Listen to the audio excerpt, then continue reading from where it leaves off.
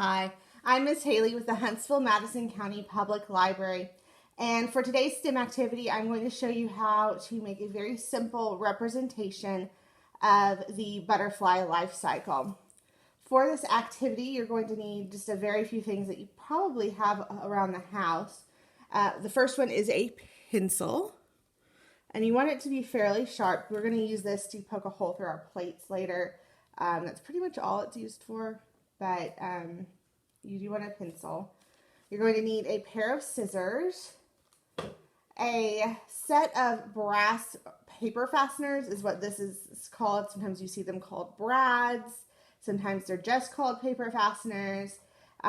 These, I usually get them at Walmart in the office supply section, and you can order them online, usually if they have them in stock for grocery pickup. And if you're wanting to know, if you're like, what is a brass paper fastener? This right here is what I'm talking about. So it's got the little head, and then it's got the two prongs that you spread out. Once you poke it through something, you spread those out and it holds it. But it can still let something move, or in this case, it can let something rotate, which is what we want. We want it to be able to rotate. And so you need one of those if you have them on hand. If not, buy a box. They come in handy for a lot of crafts. And then you're going to need 2 paper plates and some crayons or markers, whatever you want to color and draw with. We're going to be doing a lot of drawing today. You can also find coloring pages and size them down and print them out and color them. But today we are going to color because I want everybody to be able to do this. I don't want you to have to do any Googling to find random things. So today we are just going to draw it ourselves. So to start out with, we're going to be doing this on the back sides of our plates. It really probably doesn't matter. You could do it on either side, but I like to do it on the back side of my plate. I think it's a little easier to hold and to rotate, but you know, whatever. It's kind of up to you guys. So I'm going to go ahead and flatten my plate out a little bit. Just because this is going to happen naturally when I'm coloring on it, it's going to get flattened, and this lets me kind of control it a little bit more so that I don't have like one side that's super squished and then another side that is maybe less so. And we're going to go ahead and just do that with both plates. Like I said, this really isn't a required step, but it kind of naturally happens as you're coloring on the back of these. So then I'm going to put them together, and I'm actually going to go ahead and poke the hole. So I'm going to put them together. I'm going to find the center of my plate or thereabout, and I'm going to make sure my fingers are not on the center of the plate behind because I don't want to stab myself. But I am going to kind of press down with one hand and stick this through and just put a little pressure until it goes through. And you don't need a ton of pressure, and you don't need a huge hole. It does not, you definitely don't want to go all the way down on your pencil. You just want really the tip of your pencil. So a very small hole. If you do, let's see, here's a scrap paper plate I happen to have. So if you do like the whole pencil and you go that far, what's going to happen is when you go to put your brad in there, you could very easily pull that brad through. It might work out, but the brad, as you see, is pretty much the same width as a pencil, so you don't want to go all the way. We're just giving a little bit of a hold so that when we poke the brad through, we have, it's not quite as hard. These are really bendy, and they're not great for poking, so that's all that's for. We are going to set aside one plate for now, and on this is going to be your top plate. We are going to cut a wedge. So we don't want to go all the way to the center. This is our center mark, and we want to leave that there. So we are going to cut a wedge, and I will go ahead and just draw this wedge on there so you guys can see, I'll use a blue crayon, where I'm going. So we don't want to go all the way to the center line. So I'm going to cover that up with my finger so I can't go onto it. I'm going to draw up and then to the right. And I might want to go, no, I don't want to go any closer to that than that. That's about a crayon tip's width apart, and we're going to cut this out. So we're basically cutting out, if our pie plate, or if our plate was a pie, if it was a pie plate, this would be 1/4 of our pie, and we would have 3/4 left. So you're going to cut off one little wedge. You can throw this away, you can keep it, you can use it for scrap. I'm going to be using it to test my crayon colors. I've already picked out some colors that I think I'm going to like, but I might change my mind. Because crayons don't always look the color they say they are. So we're going to set this aside now. We don't need him until the very end. And now we are going to do our plate. We're going to do our butterfly life cycle. So for this, if you want to, you can draw a cross or a plus sign across your plate. So dividing it this time into straight down the center. So crossing that hole, if you got it in the center. If you're a little off, then, you know, whatever. And draw a plus. This divides our plate into quarters. Quarters means there's 4 of them. So 1/4. So we have 1, 2, 3, 4. So 1/4. And we are going to use this to guide where we're going to place the different stages of the butterfly life cycle. So you guys probably know a little bit about butterflies and their life cycle by now. It's pretty cool. But they undergo metamorphosis, so that means they become something entirely different from what they start out with. They start out, obviously, as an egg, and when they hatch, they're a caterpillar or a larva, and they go through metamorphosis and become a butterfly, which is an entirely different looking creature than what they start out with. But that stage all starts with a butterfly coming down to a leaf and laying eggs. So our first stage in a new butterfly's life cycle is an egg. They start out as an egg. So we're going to draw a leaf with some eggs on it. So I'm going to do my leaf outline first, and we're going to write, that's a pretty good green. We're going to write egg right there. Hopefully that won't be covered up with our wedge. If you want to see, you can kind of put your plate back on there, and you can see where that line is going to be to make sure that you're lining it up right, but it doesn't really matter. But we're going to draw a leaf. So I'm just going to draw a really big leaf shape. We'll give it a stem. I might get some brown for the stem in a minute. And let's see, I want it to have a vein. And we are going to color it in green, but first we're going to put our eggs on there. So I have picked what I think is kind of an orange yellow. It says macaroni and cheese, you guys. I'm not so sure what color that's going to be. Let's do a test. That's more orange than yellow, but that's okay. Eggs, butterfly eggs vary in color. They're usually kind of a white or a cream color or a yellow color. Sometimes they can be black. But they're round. They're little round dots. And butterflies lay their eggs in all different places, not necessarily on leaves. It depends on the breed of the butterfly, but they usually lay them in a cluster. So we're going to just draw a cluster of eggs on our leaf. Some of them put them on the underside of the leaf. So now we are going to color in our leaf.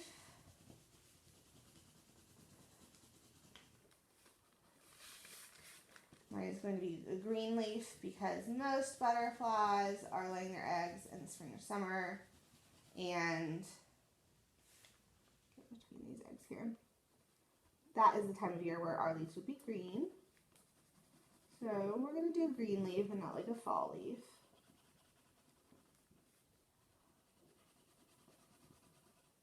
Like that.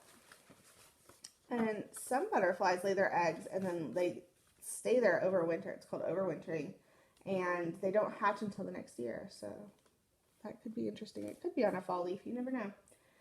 So I'm gonna hang on to this green. I might want this green later. I put my orange back. Hopefully I don't need that one. Now the next stage in the butterfly life cycle, we start out as an egg. So the next stage is for that egg to hatch, and when it hatches, out comes a caterpillar, and that caterpillar is going to eat and eat and eat and eat and eat and eat and eat. It's pretty much all the caterpillar does is eat and grow. They eat because they're growing so very fast, and when they're big enough, they will stop eating and they will form a chrysalis, and we'll talk about that in a second. So my caterpillar, I have no idea what caterpillars look like in real life. A monarch, I think, is the most famous one, and they are black and white and green striped caterpillar. But I don't want to, I've done a lot of monarch butterflies lately. I don't want a monarch butterfly. So I'm going to do a blue caterpillar. I have no idea if blue caterpillars exist in real life. They probably do. That sounds like a caterpillar color to me. So I'm going to write up here caterpillar. And hopefully I spell it right. Caterpillar's hard to spell, you guys. And then I'm going to draw a wiggly little caterpillar. I think we'll put his face down this way. This is not a realistic caterpillar, you guys, because he's going to have big old googly eyes. And big old eye. Sadly, my black is pretty dull, so I don't get good. And then we're going to do stripes on my caterpillar, I think. So he's going to have some black stripes. He's going to have some white stripes, so I'll just leave those blank. And then he's going to have some blue stripes in between. And like I said, I have no idea if this is a real caterpillar or not. This is mostly my imagination. And that is okay. It's fun to use our imagination. So you draw whatever caterpillar you want to draw. But that is going to be my little blue caterpillar. And so what's the next stage? We're moving around like a clock. So when you guys are putting these on there, we are putting them on in a specific order. You want your egg here on the top right. You want your caterpillar here on the bottom right. And your number 3 is going to be here on the bottom left. And that is going to be your chrysalis or cocoon. It actually depends on what kind of bug it is. A butterfly, a lot of times you'll hear it in stories, and they say they spin their chrysalis or they spin their cocoon. That is not true. We've been lied to. They actually form the chrysalis by shedding their skin around them, and it hardens and forms their little safe place while they develop into a butterfly. So they're not really spinning it around themselves. They're attaching themselves usually on one end of their body to whatever they're hanging their chrysalis off of, and then they shed their skin. So, ew, but not really spinning it. Mine is going to be on a branch, so I'm going to draw a branch first with this brown, which hopefully is really brown. Let me see. It is. Hooray! So, we are going to first write the word chrysalis up here with my really dull crayon, and then we are going to make a branch.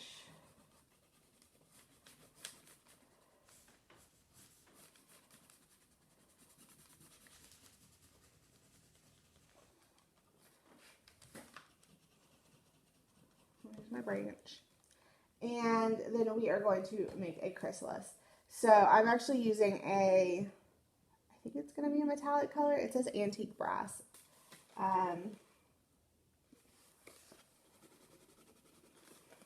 That is not metallic. That is not shiny at all. Rude. Maybe I want a different color then. I thought he'd be shiny. So I was going for a shiny color because sometimes you will find a chrysalis that has sort of a metallic color to it. Sometimes it's just a spot, sometimes it's the whole thing. Sometimes the spot where it seals off is sort of gold and shiny, and it's really, really cool. If you've never been to a butterfly house before, most butterfly houses display their cocoons. They'll collect them from the environment, and they will take them to a place where they can safely hatch or safely grow into a butterfly without having to worry about people messing with them. The Botanical Gardens has a really gorgeous butterfly house. I don't know if it's open right now with everything that's going on, but the Botanical Gardens here in Huntsville has a beautiful one. If you want to go up to the Tennessee Aquarium in Chattanooga, they have a gorgeous butterfly house, and you can see cocoons up close. You can also probably YouTube it. And chrysalis is up close and see that. It's really pretty, but sadly this is totally not actually metallic, so we're not going to use that. So a chrysalis it's kind of shaped like that usually. So that's the shape we are going to go with, and we're going to color it in. I dropped a crayon. I did. Ooh, my blue crayon's on the floor. Sort of this pale green, which is definitely a color I've seen a chrysalis in. And then we'll go ahead and just try to use this antique brown to make the little mark where that's sealed up. I think that's what that is. I'm actually not sure. There's usually a little ridge somewhere on the chrysalis, and I think that's where it's sealed up, but I do not know for sure. So that is something for you guys in your STEM research as you're doing this project to look up, research that, and find out what is that little bumpy line on a chrysalis. So our last step is, of course, that's right, the butterfly, and that's going to go up here in the top left corner. It is important that you put them in a clockwise order because of the way we're going to spin it. If you mess up a little bit, it's not the end of the world. You just need to make sure it spins in a way that it will go from egg to caterpillar to chrysalis. Otherwise, yeah, it's going to be out of order, and that's kind of weird. So we are going to do a butterfly. We'll do a little black body first. And I'm going to write butterfly down here. My butterfly is going to be kind of red and pink because those are the colors I picked out. But we'll do a little black body for our butterfly. So we'll give it a head and then an oval sort of shape for the body. And we want the body to be pretty small. Most butterflies, not all of them, they're definitely very different. They're all different sorts, which is really, really cool. There's a lot of biodiversity in butterflies, although less so given the environment that we are creating for them, unfortunately. But their bodies are usually smaller than their wings. So mine is going to be anyway. And we're going to draw some big old wings coming off of my butterfly. Like that. And I'm going to give them some spots of this darker color before I color in the back of my butterfly. I'm just giving them some random spots. There's not any reason I'm giving them this type of spots. This isn't any particular butterfly. It's just one that I dreamed up. You can dream up your own butterfly, or you can look up pictures of butterflies and try to draw a realistic one. That is up to you. It's your butterfly. We're going to color in our background. I'm not going to worry too much about going around the spots since they're darker than my background color. I don't think it will matter if I stay in the lines.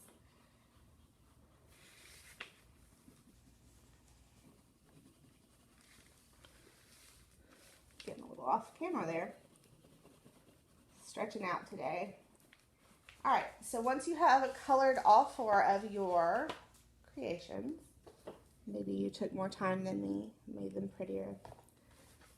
You're going to take your plate, the one that has the blank side and the wedge cut out of it, and we're going to sandwich it back on top of here. And we are going to take our brad, where did it go? There it is. And we're going to poke it through. So we're going to poke it, we want the round part on the top. So we're going to take it and we're going to poke it in from the top. So you're going to just poke those through like that. It should be pretty easy if you poked your hole in there.